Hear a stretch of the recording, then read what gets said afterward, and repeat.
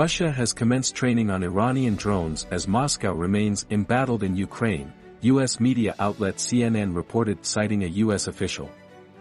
Russian officials conducted training in Iran as part of the agreement for UAV transfers from Iran to Russia, a U.S. official told CNN. The official claimed that the UAV intelligence about the training has recently been declassified. On July 11, the U.S. stated that it believes Russia was looking to Iran to get hundreds of UAVs for its ongoing conflict in Ukraine.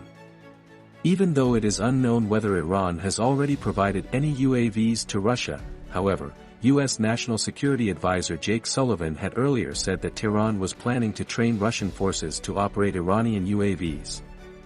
Iranian military assistance to Moscow was verification that Russia's heavy bombardments in Ukraine, which had helped it solidify victories in the country's east recently, were coming at a cost to the sustainment of its armaments, Sullivan had said. In addition, Sullivan also pointed out that Iran had given similar drones to the Houthi rebels in Yemen, who had previously attacked Saudi Arabia before a truce was negotiated.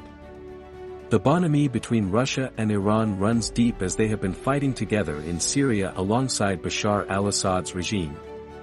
Some speculative reports had earlier argued that Moscow was acquiring weapons from Iranian smuggling networks amid the ongoing Ukraine war. Rumors have also been afloat that Russia could provide Iran with 100,000 hectares of farmland on its territory. The proposal was made last month during a Russian delegation's visit to Iran.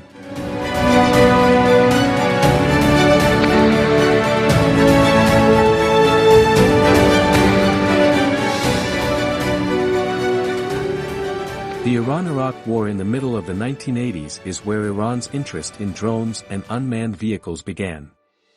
Iran has been a leader in the unmanned aerial vehicle, UAV, industry for many years, even though its nuclear program and capabilities have hogged all limelight. Iranian drone experience has grown significantly in recent years. Iran is now taking on a bigger role as a rising drone superpower in the region, using its drone technology in Gaza, Yemen, Lebanon, Syria, and Iraq, according to Seth J. Franzman, writing for Atlantic Council. Most of the drones used against Saudi Arabia or U.S. forces in flashpoints like Yemen and Syria are kamikaze drones. These drones are equipped with explosives and are flown with pre-programmed coordinates to hit a target. Iran has UAVs ranging from small, light short-range systems to medium to heavy unmanned aerial vehicles, UAVs, for intelligence, surveillance, and reconnaissance, ISR. It is believed that some of the present drone fleet in Iran was made in the United States. Some parts might have been bought underhandedly or on the black market. Tehran shot a couple of American drones out of the sky. However, due to economic isolation, a large chunk has been developed based on domestic technology. Iran fields more armed drones than many nations that spend twice as much on defense despite a military budget typically ranging from $15 to $20 billion annually and crippling sanctions imposed on it. While the country has many drones in its arsenal, some top-of-the-line combat drones include the Mohajer series, with the Mohajer 6 being the latest drone variant. Mohajer 6 can fly up to 18,000 feet in the air, which is higher than many short-range air defense systems and has a maximum range of 124 miles, a 12-hour endurance, and a maximum altitude capability. A second lethal combat UAV in the Iranian arsenal is the Shahid 129, a medium-altitude long-endurance, male, drone comparable to the Israeli Hermes 450 UCAV. It uses the same Austrian-made Rotax 914 piston engine to power its pusher propeller as used by American MQ-1 Predator drones. Shahid has participated in a great deal of combat, having been stationed at American Special Forces facilities in Al-Tanf and other Syrian air bases since 2014 to monitor and eventually assault anti-Assad rebels. After purchasing MQM-107A Streaker practice target drones from the United States in the 1970s, Iran started reverse engineering them in 2002. The resultant Kara drone resembles a cruise missile with bigger wings and has a top speed of 560 miles per hour, thanks to technology from the South African Denel Skua target drone. The carrier, which can be employed as a kamikaze weapon and is still primarily used as a target drone, has been modified to carry a 500-pound Mark 82 unguided bomb, two 250-pound Mark 81 bombs, or two Kausar or Nasser, 1 anti-ship missiles.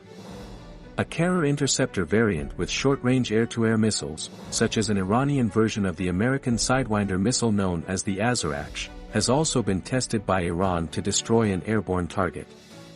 A U.S. RQ-170 stealth drone that reportedly crashed in Iran in December 2011 due to Iranian cyber warfare was mainly found undamaged. Iranian engineers attempted to reverse engineer the RQ-170, creating a mock-up in 2014 called the Shahid 171 Simorgh that was misrepresented as a flying machine. The piston-engine Sega-1 and jet-powered Sega-2 were then flying wing stealth drones. The Fotros long-range UCAV, allegedly Iran's largest drone, was notably showcased ahead of nuclear weapons control negotiations in 2013. It is said to have a 1,200-mile range, a 30-hour endurance range, a top altitude of 25,000 feet, and a payload capacity of 6 km/1 precision glide bombs.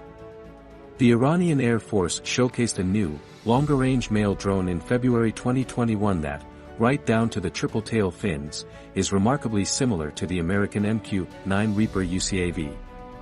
According to reports, the Kaman-22 has a range of 1,860 miles, can fly for more than 24 hours, and can carry up to 6 weapons on underwing hardpoints weighing 661 pounds.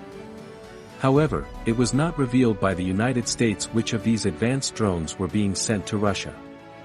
In the days leading up to President Joe Biden's visit to Israel and Saudi Arabia, where Iran's nuclear program and drone activities will be a topic of conversation, Sullivan's revelation will have a significant impact.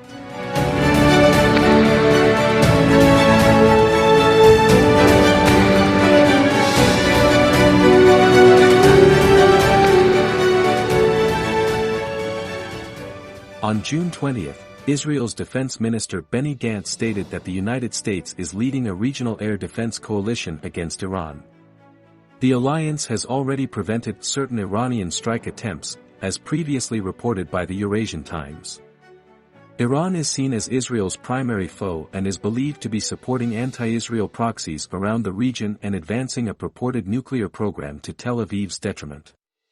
To combat that, Israel has forged alliances with vulnerable Gulf Arab nations such as also been holding back-channel talks with other countries in the region. With Gantz's announcement regarding the Regional Air Defense Alliance, Israel, for the first time, acknowledged a regional military alliance with Arab allies as a component of its expanding regional ties. It is the first part of a shared vision, he said, adding, in the face of Iran's attempts to attack the region's countries using rockets, cruise missiles, and UAVs, unmanned aerial vehicles, or drones. With the U.S. uniting the otherwise hostile region against Iran, the latter could be expected to be drawn closer into the Russian fold. The Tehran drone support to Moscow could thus be the first among the many facets of a deepening partnership between the two states. In contrast, as the U.S. embarks on its journey to unite the Gulf Arab world with Israel to deter Persia in the region, Iran's collaboration and support to Russia could come in handy.